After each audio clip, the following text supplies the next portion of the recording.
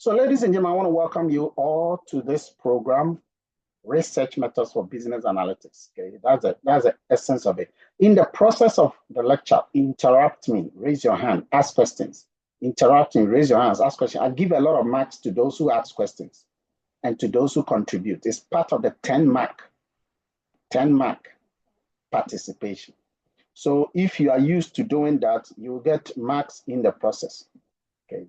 The system I'm using is able to actually document the name of the person and the mark that a person is having. All right. So research is an important thing, very, very important in every country in the world. But what makes a piece of research? What makes a piece of exercise of asking a research question? What goes into it? Okay. The purpose of this is to explain the research and then the process of the research. What is the difference between a study, a project, a consultancy, and a research? So by the end of this study, I expect that you will know what research is and what research is not. Okay. This is the is or the is not framework. You'll be able to understand the different categories, different types of research, and explain the research design. So we're going to look at 4 things today, just 4 things. We're going to define what a research is. We're going to indicate why you have to do a research. And then I'll show you the pathway to doing a research, and then the types of research that you do. Like I said in the process, you can always interrupt me, ask questions. It's the best way for me not to fly. Okay, most of the time when people say that, Doc, you are flying too much, it's because nobody is asking me a question. You see, the thing is in my blood.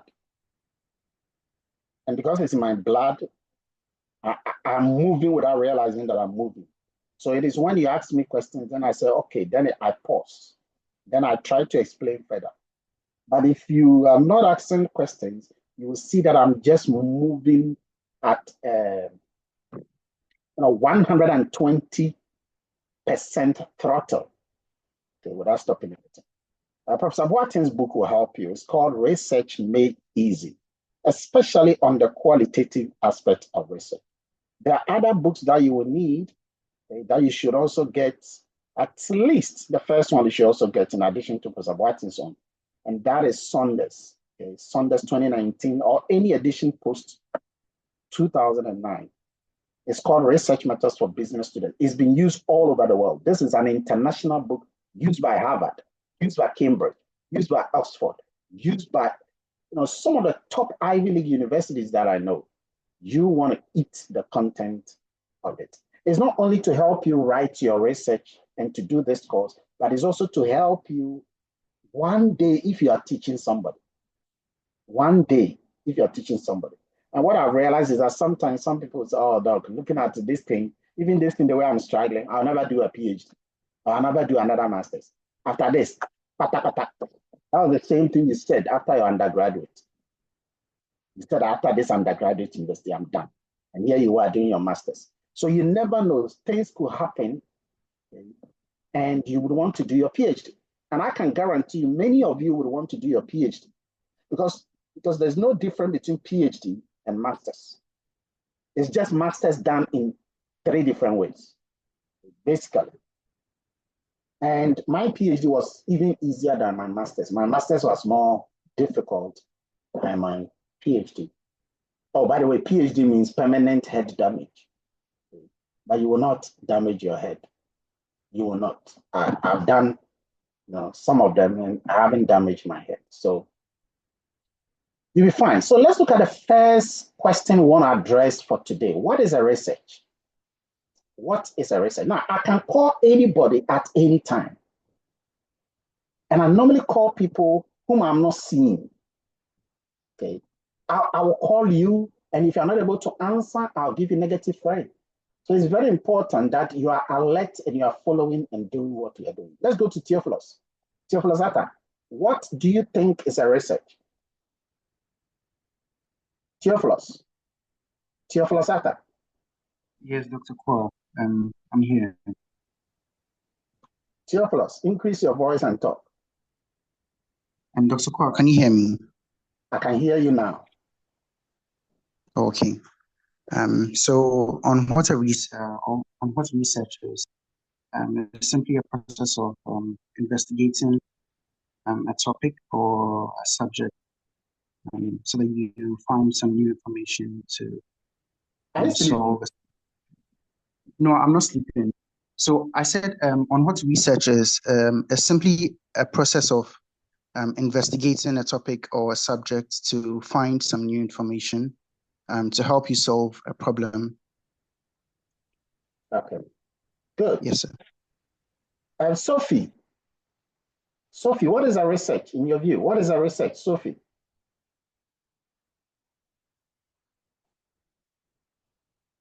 Sophie.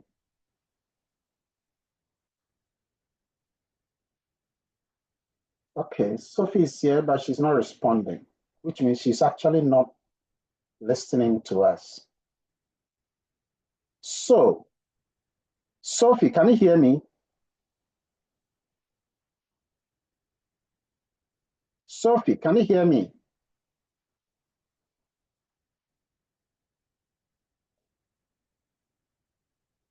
Okay. I am going to... My network keeps breaking, so I'm not getting you clearly. But I can hear you now. Is it that you are not getting me clearly, or you were not talking? Which one? Hello. You were not talking. No, the line was breaking, so it read into the page for her. What I said, what is a research? That was a question. Eves, Coco, can you put it there in the page for her so that she knows exactly what we are talking about, so that she can put her answer in the chat? I can't hear him. Put it there in the chat for her. Okay, no. Ajwa, what is a research? What is a research, Ajwa?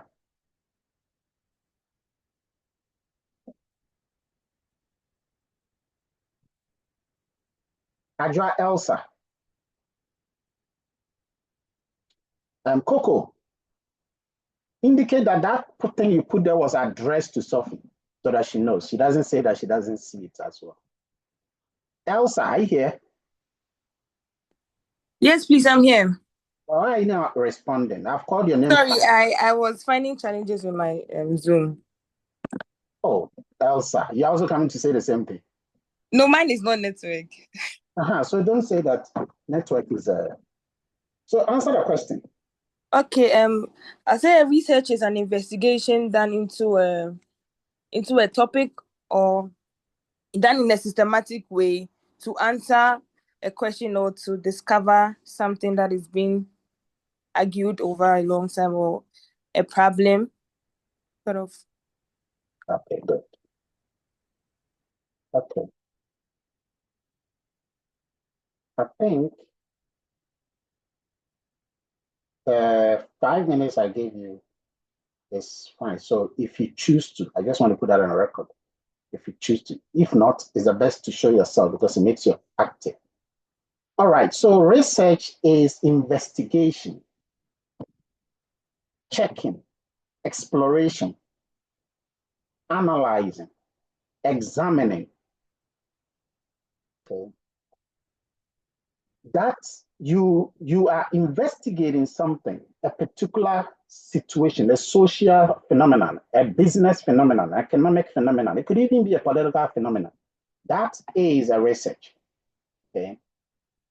But one can argue that every investigation of a research of something of an interest is not a research. You can't say that because I'm investigating whether Kofi lied or Kofi did not lie. Investigating that is a research. No, that is not a research. Because for it to be a research, it has to be through these processes. It must be organized, it must be systematic, and it must be a way of finding answers to questions. Now, this part is important. And again, there's a question, an exam question on this as to what does it mean for a research to be organized? It means that it must have a structure, a method of doing it. So to say that you want to check whether Kofi has lied or has not lied, there is no structured method. There is no procedural algorithm, step-by-step algorithm that one can follow to be able to decode or decipher whether Kofi lied or not. And so that cannot be said to be a research because it must be a guideline, a structured algorithm, like structured procedural analysis, just as Henriksen would actually say. So that's the first thing. There must also be, it must be systematic. Now, what does it mean to say that something is systematic? There is a definite scientific procedures and principles which the researcher will have to follow. Okay, if you don't follow those principles, you can't just bring methodology first and then go and talk about your proposal or your introduction. There is a systematic way. But what I want you guys to know is to find the difference between the research being systematic and being organized. Because if you don't take care, you might think that they are the same. What is the difference with the research being systematic and then being organized? Find out. The questions have already been set. That's why I normally put that. The other thing is that the research must be something that you are trying to find answers. Every research endeavors to ask a research question or a number of research questions. Sometimes there is not even an answer to the question, but it's still an answer. Because if the answer is no, okay, for example, is the cedi going to depreciate against the dollar? If you look at all the trend, oh, by the way, if you are asked, will the cedi depreciate against the dollar in the next 2 years? What would you say? Will the cedi depreciate against the dollar in the next 2 years? Would you say yes or no? Yes. Or no? Koku, yes. Nana, Yes. yeah. It will depreciate, eh? Yeah, it will depreciate. Yes, it will depreciate. Exactly. I'm sure you have gathered facts to prove that, isn't it? Yes. Exactly. So if you have a gathered fact, so even if the answer is going to be yes or no, it must be proven. You see, one of the problems with students is that when they are looking for a certain result and they don't get that result, then they think the result they had is wrong. So their research is bad. No. If you try to determine whether there is a significant difference between two things, and you realize that there is no significant difference, it doesn't mean that that is bad. It is what you got to do is to go behind the why, not a what, why there is no significant difference, instead of proving by force that there must be significant difference. So finding answers is very important. The next one is that you must have questions. In fact, guys, let me tell you something. One of the things I learned in my PhD, okay, and I have two of that. One of the things I learned in PhD is a PhD, by the way, the word philosophy means the love for wisdom. The love for wisdom. And one of the things my supervisor asked me, kept telling me, is that never provide answers, always ask questions. Write it down. Never provide answers, always ask questions. And guys, understand I'm not just teaching you research, I'm teaching you so many things, life. And the same thing goes with life. Try and ask questions in life instead of providing answers in life. Those who question the orthodoxies of life, they are the ones who invent things that are unknown to others. Those who question the orthodoxies of life, those who question the status quo, those who question a phenomenon. And the best question in life is why, not what, not when, not which. The best is why. That is why I keep saying that until what you know becomes what you do, you don't know anything. And until what you do benefits you and someone else, what you do is useless because the evidence of knowledge is result. The evidence of knowledge is result. So in order to be able to pierce through the uncertain, the unseen, you've got to question everything. That is why one professor, when on the day of his marriage, he was asked that, do you take this lovely woman as your lovely wedded wife to love and to cherish forever, blah, blah, blah. The man said, I'm going to think about it. Because on that time, that was when he realized that his doctorate he has done must be brought into the picture. He began to question whether that marriage he was putting himself into was a necessary evil or not. So the key is to ask questions, relevant questions, useful questions, focused questions. Without a question, there is no research. Keep that in mind. Okay. I put a summary here of what we have said so far. That what is a research? This is what a research is. Exploration, testing, information investigation, getting information, improving ideas, in-depth understanding, time-consuming, delving deeper. Okay, all of these, everything you see on your screen is the encompassment of research. But let's try to dig even further. If you want to ask research questions, the research questions, they must have a direction. They must have a boundary. They must have a target audience. They must define a phenomenon. They must be contextual. You must be able to have resources to be able to execute all of the plans of the research. Okay. Now, so that explains what is a research. Okay. Remember, a research must contain the following: organized, systematic. It must also have finding answers to questions. Organized, systematic, and it must find answers to questions. The second question we want to address today is why. What is a research, but why do a research? So let me ask you, Kingsford, why do a research? Why? Why don't you just let you guys wrap up things and go? And then why do a research? We want to do the research to find answers to questions, as we mentioned, and also provide a body of knowledge that people can use to solve other problems, or a basis for which others will also want to do further inquiries. That's how I think we do research. Good. Let me ask another person here. Why research? Why do a research? I'm picking some of the names on the bottom, especially those not showing their faces. Sheena Dasuberi. Are you here? Sheena. Yes, I'm here. Okay, tell us. Why? We do research to get more information on our topic, and it gives us the facts or the confidence to answer. Okay. Is that all? Yes, that's all. Sheena, have you had lunch? Not yet. I think you should have something. Yes, please. Have something whilst you're listening. All right. Yes, Let me please. go to Selassie. Selassie, why do you think we have to do research? Why?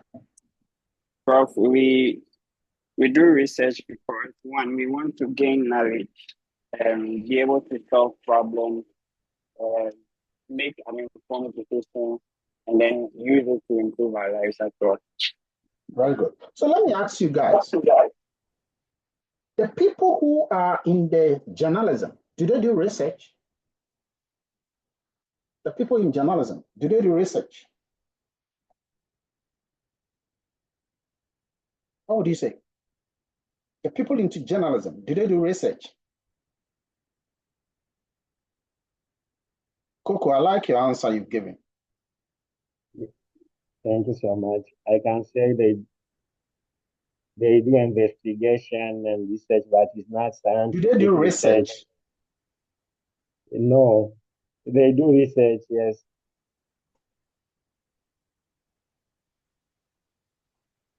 You said they do what? They do research, but not scientific research. Okay, so this is what I mean. Do you only do research in the university when you're a university student? Is that only when you do a research? Do you do a research only when you are doing your degree? No, not that. Can you give me other areas where you can do research apart from when you are doing your master's? Monica, can you give me other areas where you can do research apart from when you are doing your master's, other areas of life?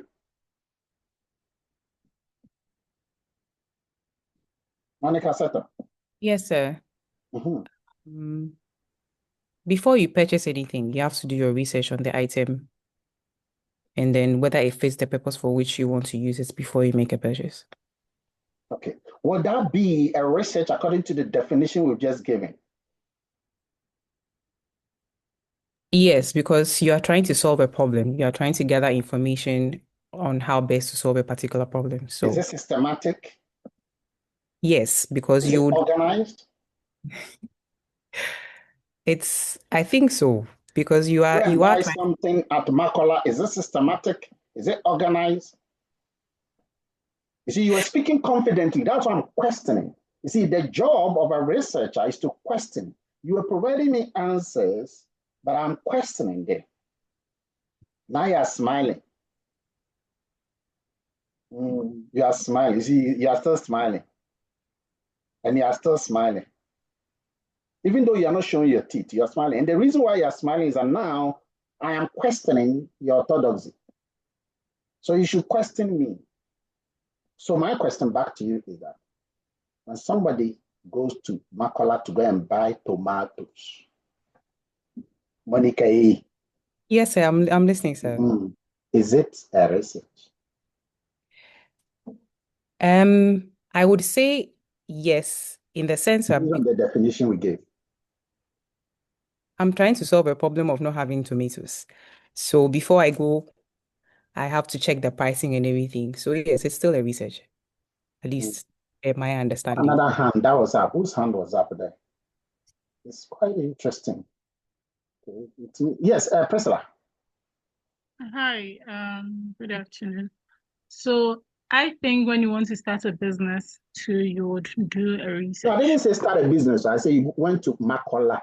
Let's address that first. I raised my hand when you asked when you would want to do a research. Okay, so you are not addressing the Makola one. We'll come back to the Makola, the business one, then you can talk about it. Let's help Monica here. Who can help Monica's thought process? Amanda. I agree with her in the sense that most of the times, or in some situations, when people are purchasing, maybe like for a purchasing committee or something, or a restaurant or something, they do have a systematic process where they know their suppliers. Sometimes they go and check if the pricing is different or where they can get the best pricing and the quantities and the quality and all of those things come into play. So I think going to buy tomatoes is a research process because it's systematic, it's organized, and it follows. Okay. Yeah, Patience. Thank you. Patience are dear kicking. So the name is Adieke. Okay. Your hand is up. Yes. Yeah. So I agree with Monica, but only to some extent. I think that wanting to find out about ensuring you get the right type of tomato or whatever would be more of an investigation than a research. Because all of you are afraid to say it's not a research, guy. Take it whichever way you want to look at it. That is not a research. According to the yes. of research. Yeah, so I see it more of an investigation, like probing more than a research. Don't patronize your colleagues when in your mind you know very well that that is not how we have defined it. A research requires an organization.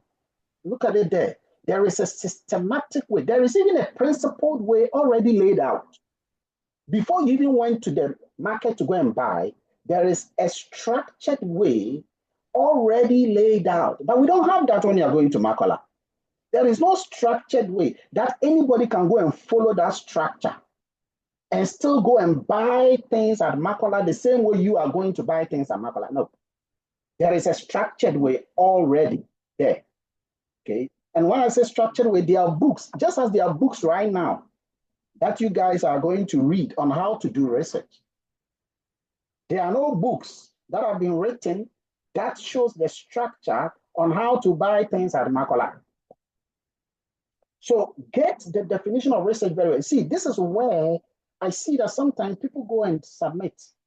They want to present their topic. Okay.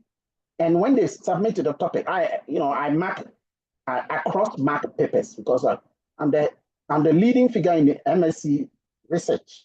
And I cross mark what the other lecturers are doing. And I see this all the time, where the student thinks that what I'm doing is really, really, really the great work. But in reality, it's not, because there is no structured, systematic, methodological way of doing it. So please make it rigorous. Research is a rigorous exercise. You understand?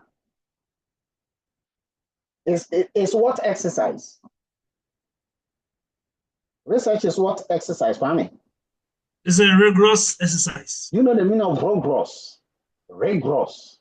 Yes, something that goes to the mail. You put a lot of effort. Exactly. You query it before it comes out. It doesn't come by, you are driving, you saw something you want to buy, and then that is a research. No.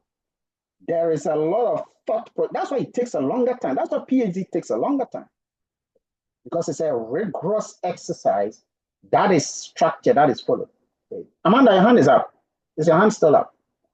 Yes, please. I wanted to ask a question. So what I was explaining was in reference to like a procurement team. But we're trying to address the Makola market issue first. Just as Yes, somebody was. sometimes procurement goes to Makola. Sorry? But they still follow down. Sometimes procurement does go to Makola to purchase items. So they may go to 3-4 vendors. An example of going to do buy Makola, buy goods buy tomatoes and Makola. That's what I said. Wanted to address that first. Yes. So I'm just asking that in such a situation where it's a procurement that has like rules on how to purchase their items, what does that process become? Is it no longer a research? It's an investigation. Okay. You are investigating something. And the police do that. The police also do some kind of investigation. Even sometimes lawyers do some sort of investigations. Detectives do some sort of investigation. Okay?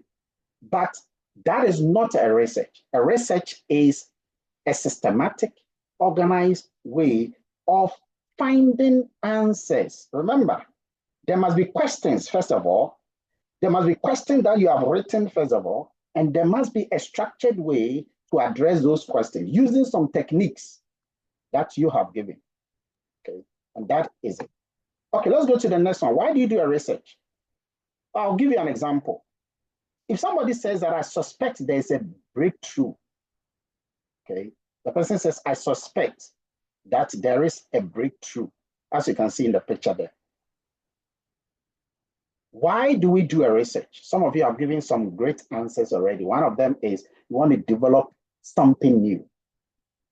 So the moment there was COVID-19, the reason why the COVID spread, because there was no vaccine immediately. So the COVID was able to spread. But at the time when there was no vaccine, a research was undergoing on. There was a deep research that was going on behind the scenes. People were deeply researching.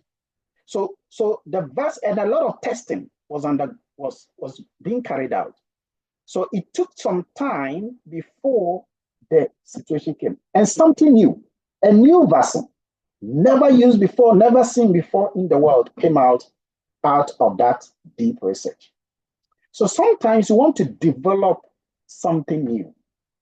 That is why you undertake a research. Another time is you want to cause something particular to happen. Okay? You want to make something happen. But sometimes you just want to make sense of what is happening. So it's already happening, but you want to know the whys of what is happening. A typical example is the why of what is happening. Why? Why is the cedi appreciating against the dollar? Okay. Why is the cedi appreciating against the dollar? And you can do, in fact, that's a beautiful research. You can do a beautiful research to prove why that is happening.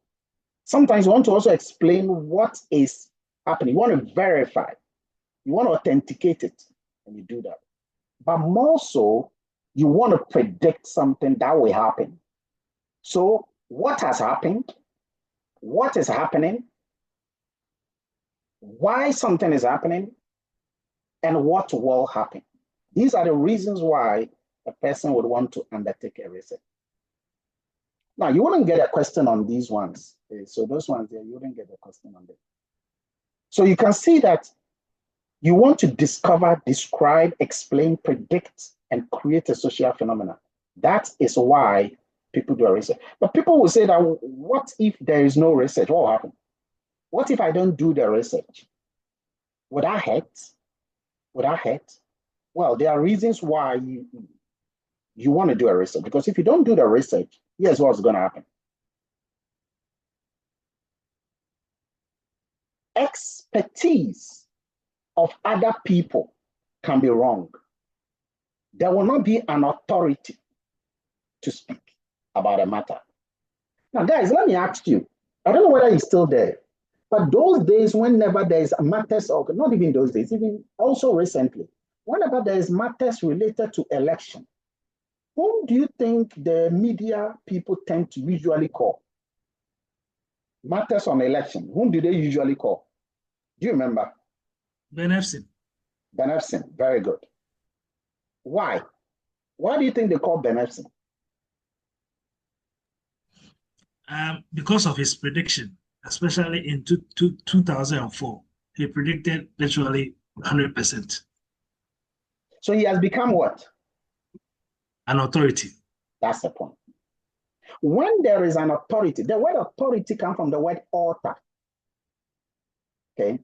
And so usually, before you become an authority of something, you must have documented something. That is why you observe that most people, when they become an authority of something, they want to write a book. Even entertainment stars, they want to write a book. Even movie stars, even musicians, even footballers, you know, businessmen and women, they want to write a book. Because one of the ways you showcase that you are an authority is when you write a book. Presidents, they want to write, ministers, they want to write, doctors, professors, because that shows that you're an authority.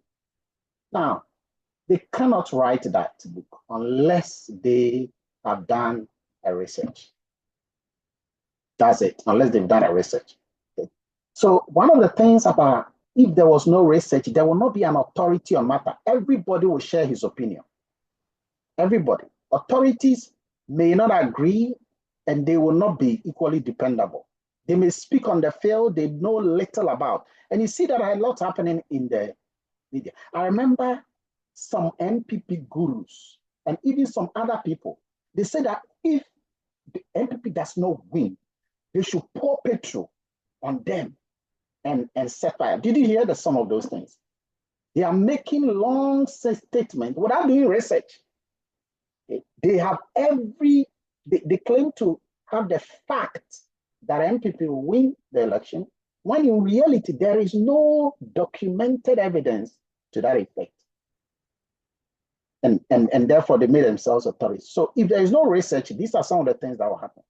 Another thing is, if there is no research, accepting something as being true, because it is the way things have been, is something that will happen. I'll give you an example.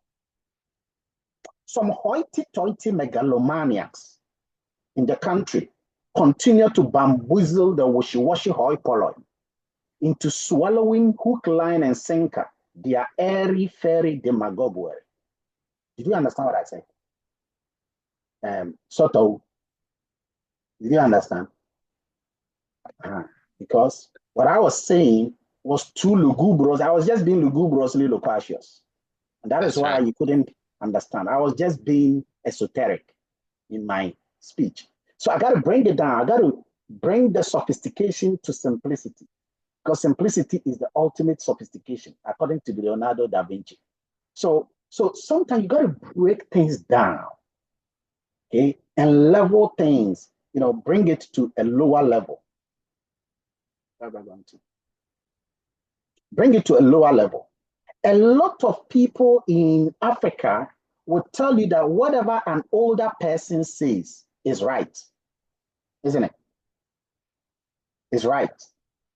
And because they've said whatever an older person, once it's coming from an older person is right, so people always would think that what this older person is saying is right.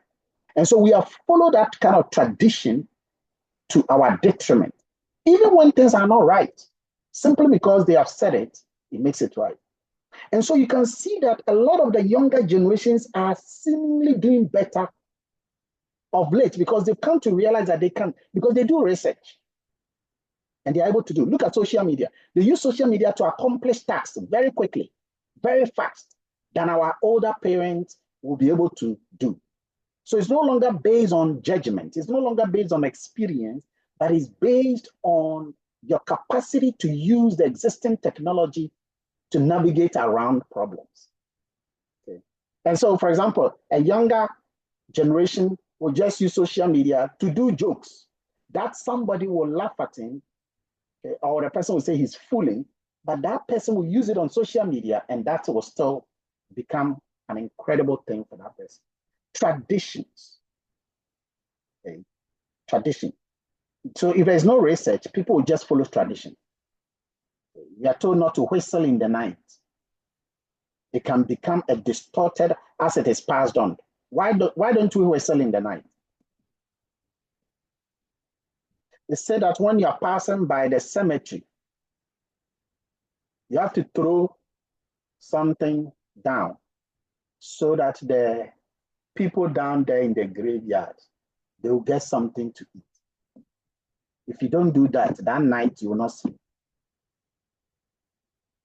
There are so many superstitions that are, without questioning, people just follow the truth.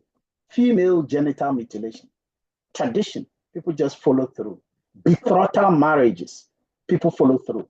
Okay, so these things, if there is no research, and so you can see that the United Nations did a lot of research in the 80s and 90s to be able to debunk a lot of superstitious beliefs. Research is a necessary thing to make this thing happen. Another one, common sense. If there is no research, guys, ordinary reasoning by a person's experience will not work. So sometimes you just have to allow logical fallacies to slip into thinking. For example, this whole idea of a gambler's philosophy. Okay? Common sense will tell you that the chances of winning in a lottery, okay, are very slim. That's common sense. It will tell you, because other losses will come to play before a winner will come. So sometimes they will tell you that everybody should contribute 5 cedis. And everybody contributes 5 cedis. And the winner will be given 1 million. So you are chasing that 1 million with the intention that you are the one who is going to win the 1 million, because the Holy Spirit has informed you that you are the one who will win the 1 million. Common sense will tell you that you have a 1,000 or more chances of not winning or of winning. The odds are against you more than you can imagine. So that is why you need a research to be able to do certain things. Media's myth, the myth surrounding media. Conclusions are based on reality created by the media. Okay? Instead of, the media can inflame passion. Yesterday, I was watching a movie where they have put a bomb on people. And the person who is doing that is a typical English, and yet he wore the, what do you call it? The attire of a Muslim. And so it gives the impression that that is being caused by a Muslim. And as a result of that, they put the blame on an Islamic community. Mate, the media can inflame passions.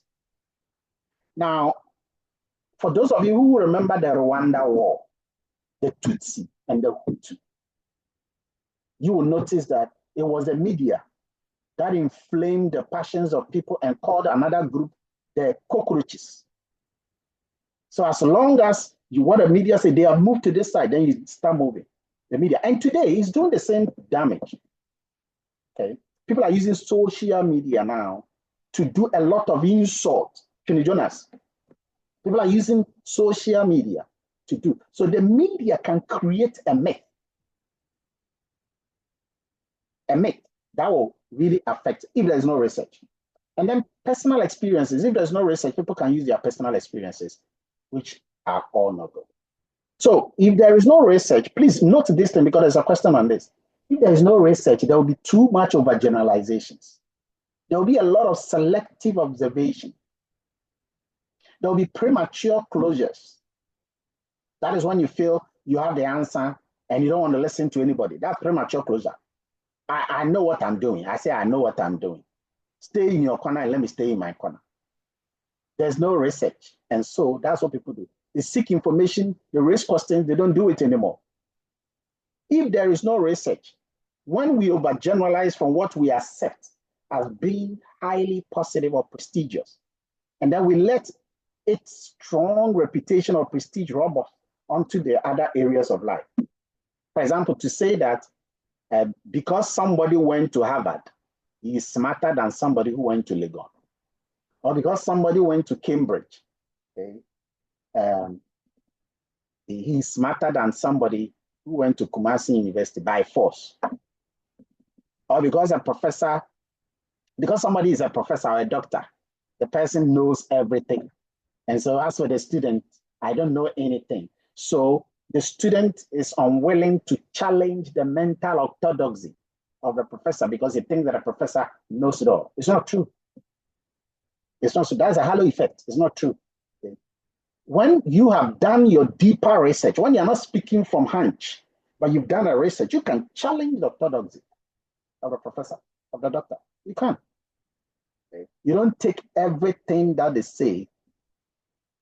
But of course, you don't want to also challenge when you have not done a research.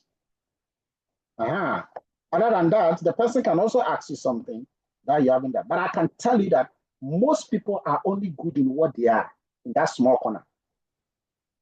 When you are good in your corner, bring that area into the picture. For example, a professor is teaching analytics, but you are good when it comes to matters of accounting. And you've done accounting before coming to do this course. And he makes something related to suspense account. And you think that that statement is made is not correct. You got a question. And that is that because you have done a research.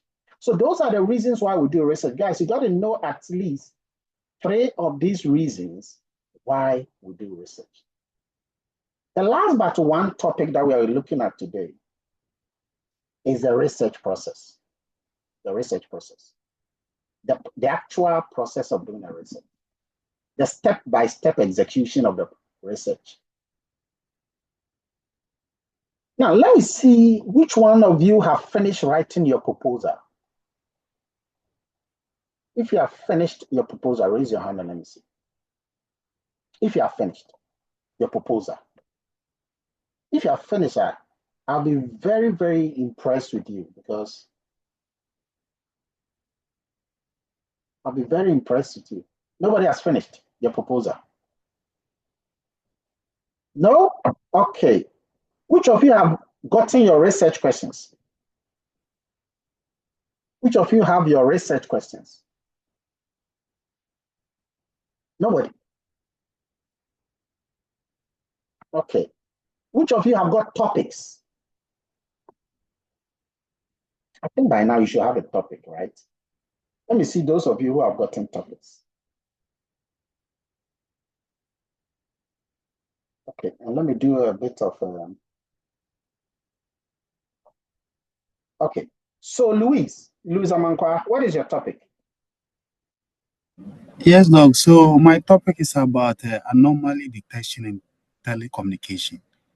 Anomaly detection and communication. Good. Telecommunications. Oh, telecom.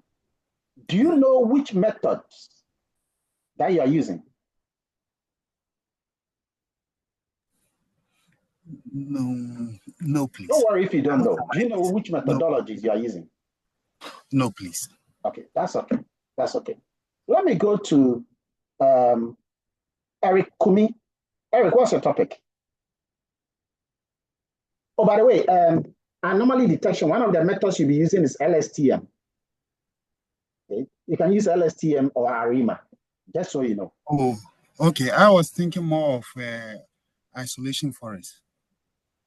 But you say you don't know. I have an idea, but You have an idea.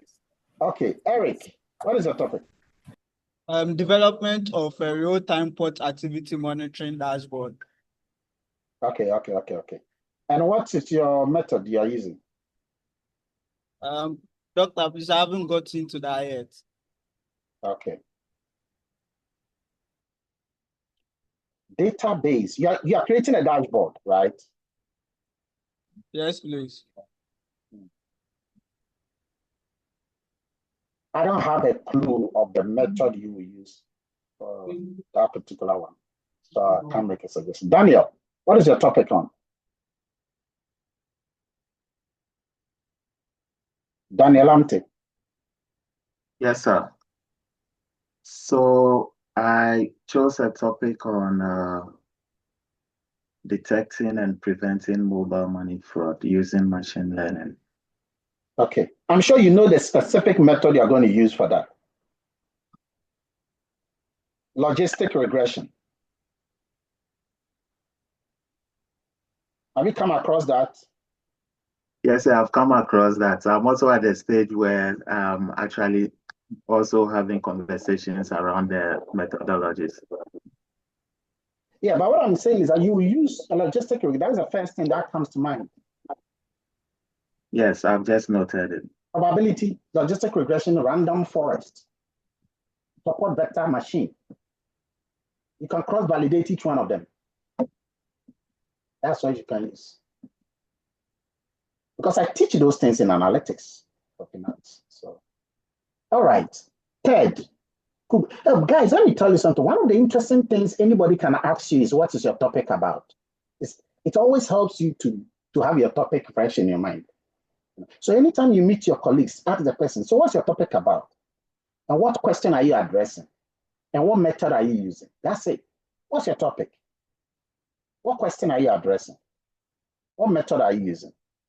Whenever you meet your colleagues, just chat with these things. Because some of you, if you don't take it, the research can be so boring that you forget that you have to even do your research. Okay, let me go to Marie. Marie, what's your topic about?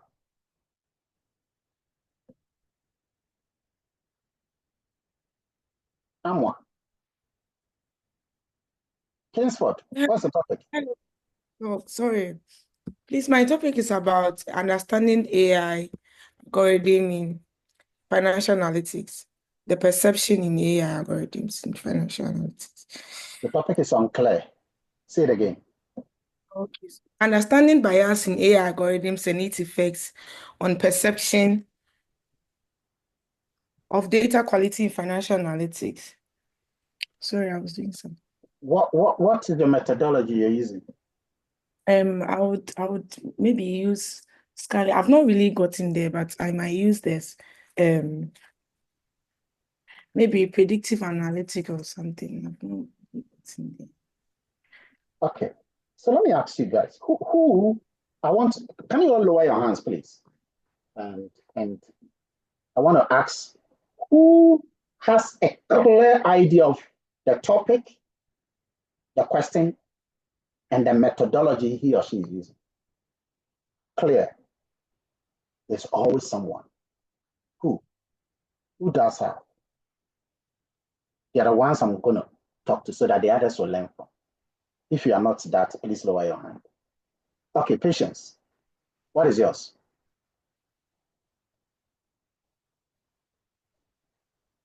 Morrison. Are you asking about my question? Oh, you weren't Oh, following me, right? No, I was following, but I realized you mentioned that you wanted those who have the questions and all. I said But those I who are haven't clear gotten with there. their topic, their questions, and their methodology. Okay, I'm clear on my topic, but not the question and Okay, so you methodology. can lower your hand. Daniel. Okay. Daniel. Daniel too has lowered his hand. Yes, Kwame. Kwame Goka. Yeah, Prof. So mine is a machine learning approach to understanding and predicting loan default. I work in that domain, and there are concerns about default increasing. So I decided to understand, use the machine learning to understand why and You have a predict loan question. default. So the question, I want to find factors that are influencing Pose it as a question. loan. Doc, please come again. Pose it with a question mark, and let me see. I should pose it as a question. Yes. Yeah, your topic. I asked you, do you have a Okay, so question? You said yes. And I said, show me the question. Say the question. okay, so the question. So I have three questions. First is, what are the key factors influencing loan default among customers? The second question is, how prevalent is loan default behavior among customers? Then the third one is, what are the customer demographics that Okay, you are are good like associated with loan that. default? Is that? You remember all of them. That means you are very good. Okay, very Yeah, good. I have a lot of engagement with my supervisor on that. Yeah, that's good. That will be another thing I'll talk about to those on the seminar. Your relationship with your supervisor is the most important thing. Most important thing. Okay, so let me go back to you. So what method are you using? Loan default is very easy. There's a quick, easy method that will start, isn't it? Yes. What is it? I'm thinking of classification. Yeah, it's classification. You got to be specific. There are some specific ones. Which ones? I'm contemplating on random forest. I don't know if I'm not sure You if that's always start with logic, but I know it's a logistic. classification problem. Fine. You always would start with logistic regression. Okay. And then you can do the random forest and then support vector regression. And then you can go to decision trees and then know which ones are more robust. But that is a foundation, logistic, probability logistic regression, because you are doing a binary classification. Yes, Doc. That's what you need. Sure. I will teach these methods towards the end of this module, from week 7 of this module. That's when I baptize you in that seed. So that you know, we'll do a proper research, 2 research together.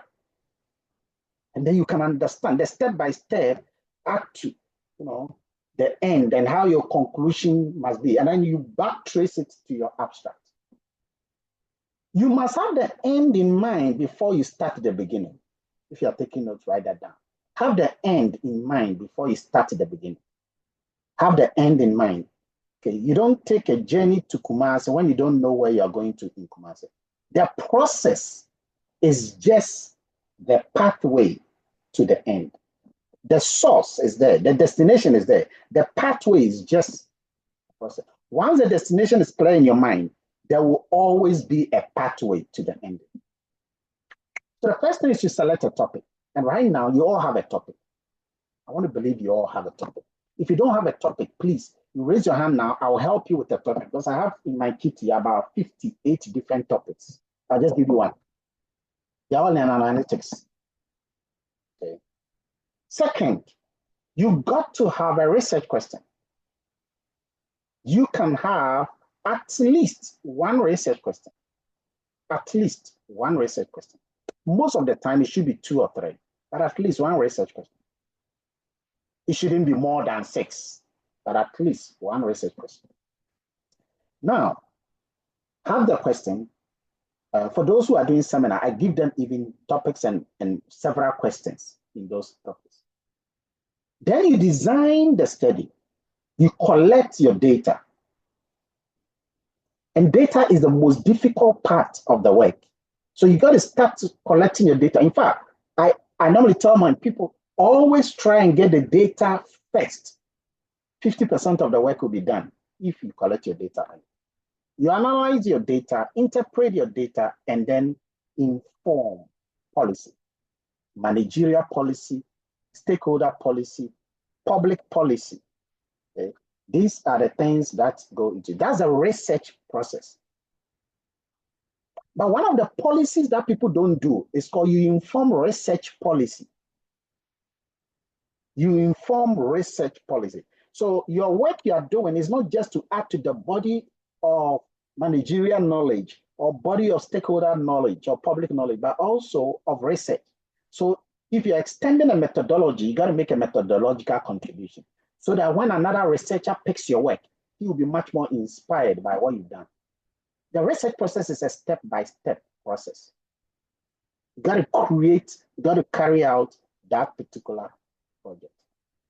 Okay, so what goes into the exact thesis at a graduate level? Well, this is what goes into the thesis. Guys, let me tell you how you start writing your thesis. The first thing you want to do is to have these chapters already generated so that you start feeding in the flesh into the skeleton. So this is like the skeleton of your work. So the first thing you want to do is the preliminary page. You got to create an introduction, a literature review, study context, method, results and discussion, and then conclusion. After the conclusion, you must have your references before you think about the appendices. You must have 6 different. This is not strict. Okay, this is not strict. In fact, there are some I'll show later, which you'll notice that they don't have context of study. They have been integrated into the introduction. And this is a general phases of doing a research. Now, what goes into it? Well, when you look at it carefully, what you have here is just a chapter 1, apart from the preliminary pages. So your preliminary page will have your cover page, your title page. Guys, your title should not be more than 12 words. Learn this thing. Don't go beyond 12 words.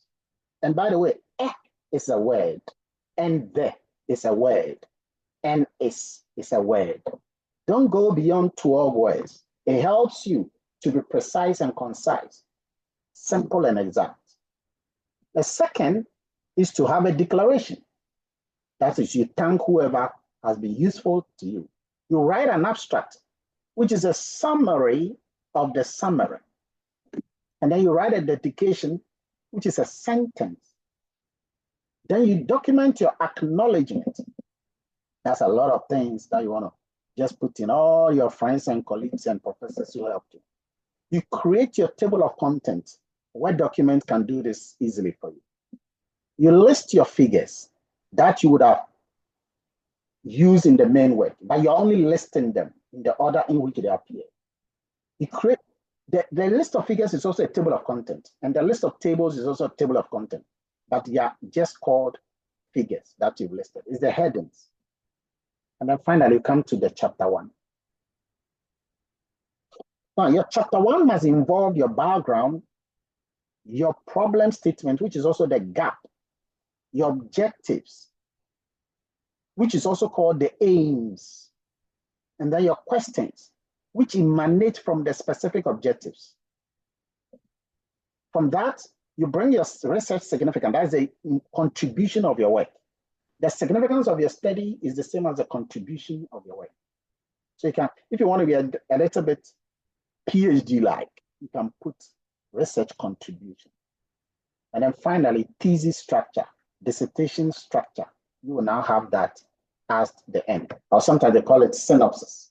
Okay. So this is what goes into your content. Know the process, at least at this stage, know the process. The research process is not the same as the research design. People confuse the two. What is the difference? What is the difference between the research process? Because I have a question here. But just speaking from the screen, who can tell us? What do you think is the difference between the research process and the research design? Yawasante. Yeah, the process is the entire process, maybe from the introduction to the summary, to the recommendations. The design is very much within the methodology. How are you going to use the data, or how are you even going to design the data, whether primary or secondary, and if any of them, how are you going to attend to it and use it to solve each of the objectives that you might have stated in your chapter 1? If it's primary, how did you design the questionnaire yourself? How did you receive them? How did you administer them? How did you encode them?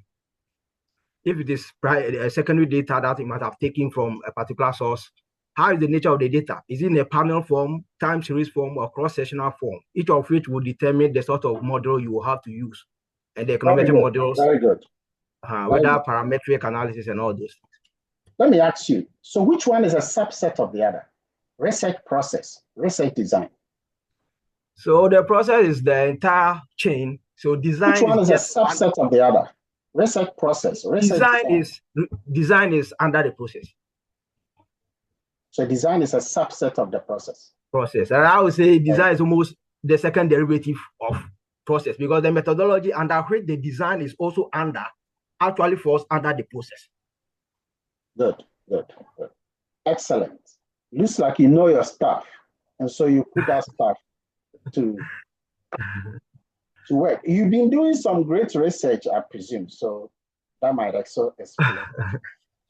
All right. So yes, this is the research activities. These are the research activities. Oh, let me go. Research activities that you can engage in. One of the difficulty of a research is writing. I won't lie to you. It's the most difficult thing in the research process. So I'll teach you later. Well, for those in the seminar group, I teach them. And they are group 1, I think. The writing must begin the day you think about your topic. If you don't do the writing from the day you think about your topic, you must have a document, a Word document somewhere, and then you can just call it writing process. So anytime you look into anything or anytime something comes into your head, you write it down. That's it. It might not even be related, but just write it down. So they will eventually come to reality. When everything becomes clearer, you will now begin, the whole thing will start opening. Your eyes will be open and you will begin to see the glory of God right there in the research. But that is because you are writing. Writing is the most important thing. You see your fingers. There's a communication between your fingers and your cerebral cortex. As you are writing, what is happening is that you are transmitting information from your fingers through your molecular endeavors into your brain. And so you are able to remember things better. Even when you are listening to me, even though you know there's a recording, you are still writing because it makes you understand and do things better. If you are writing, instead of listening and not writing, you will see that by writing and listening at the same time, your understanding is full than just listening to it. I've seen this thing happen a lot of times in my career as a student and a teacher. And that is it. Okay, so as a researcher, you need to have a bird's eye view of the research. Know the entire picture of the research before you start. Don't wait to be told what to do, to be told what to do. Have a complete bird's eye view of the work before you start. Now let's go to the last thing for today. And that is the types of research. The types of research. What are they? Well, if you have a question, you can raise your hand. Don't tell me right, especially when I don't see. Someone says, I have a confusion between contribution of the work, implication, and the conclusion of the work in the abstract. Coco, your question is not clear. What do you mean by in the abstract? In the abstract, you In the don't abstract, discuss. we always also set a small conclusion. Can you bring the microphone to your mouth? I was saying that in the abstract, we always also set a small conclusion. It's like an implication of the work. So I don't know if we have to copy the same. So, sir, in most abstract, they want to present some of these things. But if you really want to understand, then you have to go to the chapter 1, where they are very elaborate on some of these things, the implication, the purpose, and those things. The abstract will just give us a very small detail of what is actually going on. So what's he saying? What was his question? So his problem is he struggles to differentiate those terminologies within the abstract. Most abstract will come with some of those things. Maybe the purpose of the work, the implication, He's struggling to know the recommendation. contribution of the paper within the abstract. Within the abstract, the conclusion, the implications, and the contributions, that is the purpose. All within the abstract. Okay, I get it. And I'm saying you should just go through the main work. So, Coco, you can't get everything in the abstract. Sometimes, some papers you can get everything. Some papers you cannot get everything. Some papers you will not know the methodology they used unless you go down. Some papers you will know the contribution of the paper. It will state straight away, this paper contributes to the literature on this by blah, blah, blah, blah, blah. So you know the contribution. And even that, he may not have given the entire contribution. He may have summarized the main contribution where there are other subsidiary contributions. So the abstract is to give you a bit of an overview of what is in store. It will give you a feel of whether to proceed or not. Okay. When you have developed a research skill, you will see that there are some papers, the moment you read the abstract, you don't need to continue to go and read the papers. When you have developed some research skills, the moment you read the abstract, you know, no, I need this paper. And so straight away, you go and download and then put it on yourself. And please note something, guys.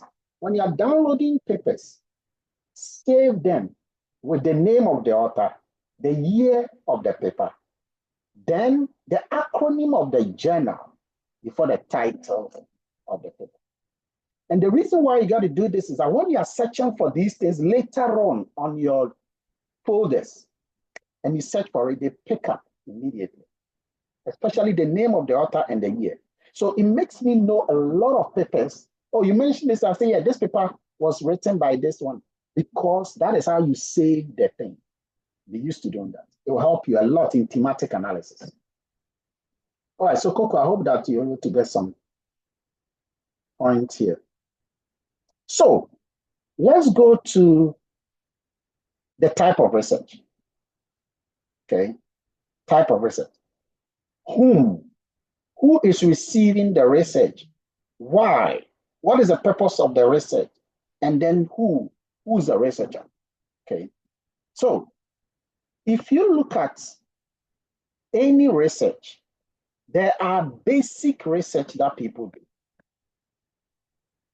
Basic research. And then we have an applied research.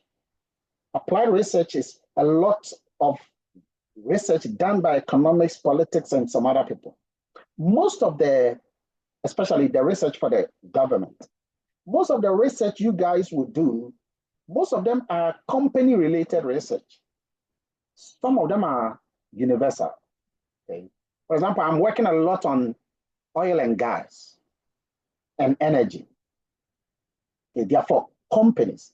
But then when I'm doing cross-country studies, I do that. So you can have an applied research.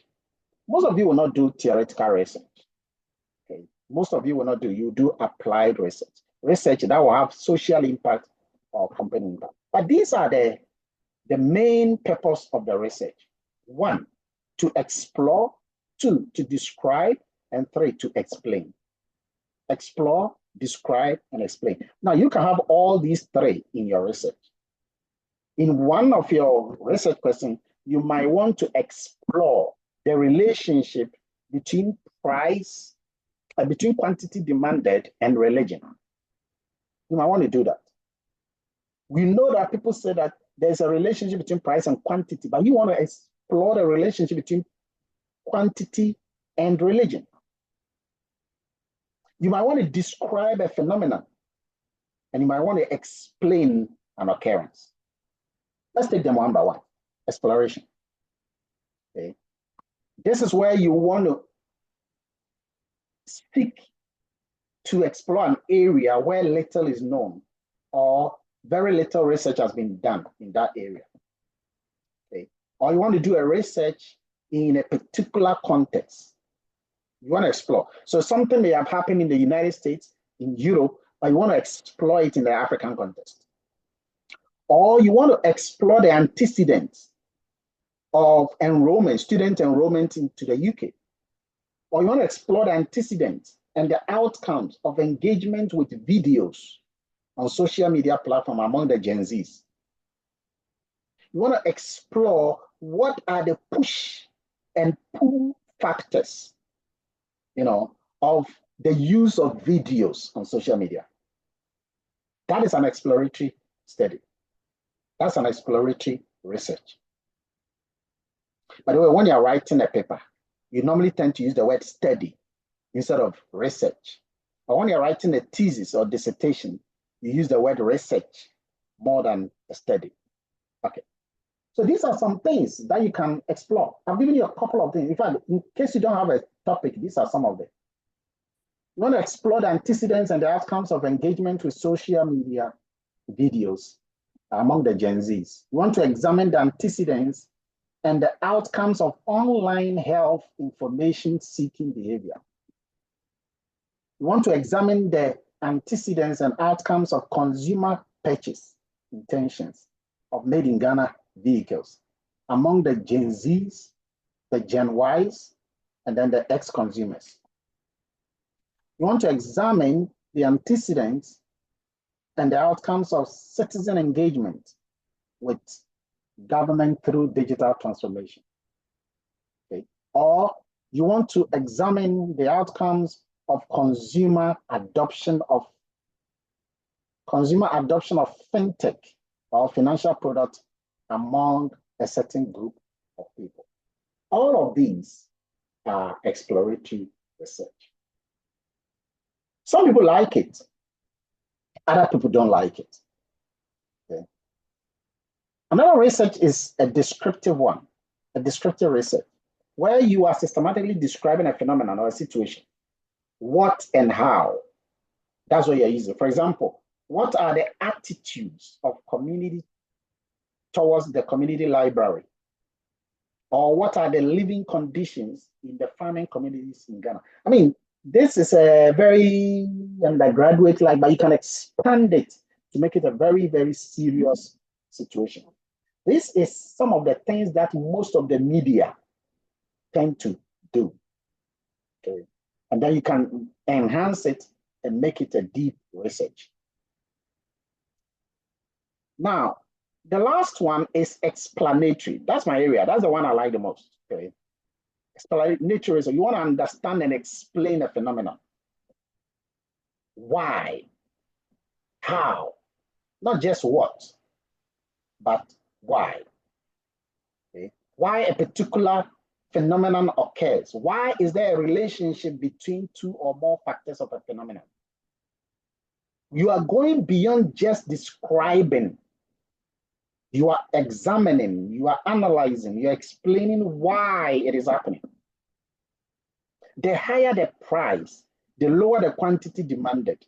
And so what? Why is there a higher the price, the lower the quantity demanded? Because when the price rises, your purchasing power will increase. Your capacity to buy will increase. Okay? And by virtue of substitutability, you will also want to substitute more of the goods for the other one. So you are explaining, you are, of course, it will come from the what, but you would also want to explain the why. And that is an interesting one. So why and how do firms achieve value amidst the reported fierce competition in the microfinance industry? That is the one, explanatory. There's a table here that gives you all of these, okay? each one of these. The quality of service is declining. We don't know why. That is exploratory. Okay. But if you look at what have been the trend in organizational downsizing over the years, that is descriptive. And then the explanatory example is which of the two training programs is more effective, or do foreign banks outperform domestic banks in terms of profitability? Or you can even look at prediction. Can I predict the value of energy stocks if I know the current dividends and growth rates of dividends? Do buyers prefer our product in a new package? So when you are asked, can you give 2 examples of exploratory research, 2 examples of descriptive research, 2 examples of explanatory research? Can you do that? If you can do that, then you understand what each one of them means. That is a typical examinable situation. Remember that research is an inquiry. It's a deep inquiry, and there are approaches that you can use to do a research. There's also time dimension of the research. Okay, let's look at approach. The approaches are quite 3: quantitative, qualitative. Quantitative deals with numbers. It establishes relationship between X and Y. It will quantify the variability. It uses methods like survey. But qualitative explores the meanings of things rather than testing the relationship or proving or disproving relationship. Okay, so qualitative is very, very useful. And I know so many people, you guys, most of you guys are likely to do quantitative research. But qualitative is where you're describing a phenomenon, the nature of the variations, and then the methods you use there could be case studies. A mixed method is a joint application of both quantitative and qualitative. If you are here and you like qualitative research, raise your hand and let me see. If you are here and you like raise your hand and let me see. Because if you do, I will have an advice for you. A beautiful advice for you. Nobody. Yeah, I said so. Okay. So let's look at an example of a quantitative research question that one can ask. To what extent have students adopted mobile phones? So we are going to look at students who obtain grade A and students who don't obtain grade A. Then we'll look at their scores. Then you use a hypothesis test, and I'll teach you that in week 7. Use a hypothesis test. Okay? And you use this hypothesis testing to determine the statistical significance between those who get A and those who don't get A. A qualitative question would be, what is the working condition in the banking industry? Very quality. And the only way you can get that answer is you go and do a couple of interviews. What are the perception of traditional medicines among nurses? Perception is subjective. You got to do an interview, questionnaires. And mixed research will combine both. For example, what are the type of primary schools in the city of Accra and the extent of their popularity in the city? So this is a typical example of a mixed research question that you do. So that is it for today. Okay?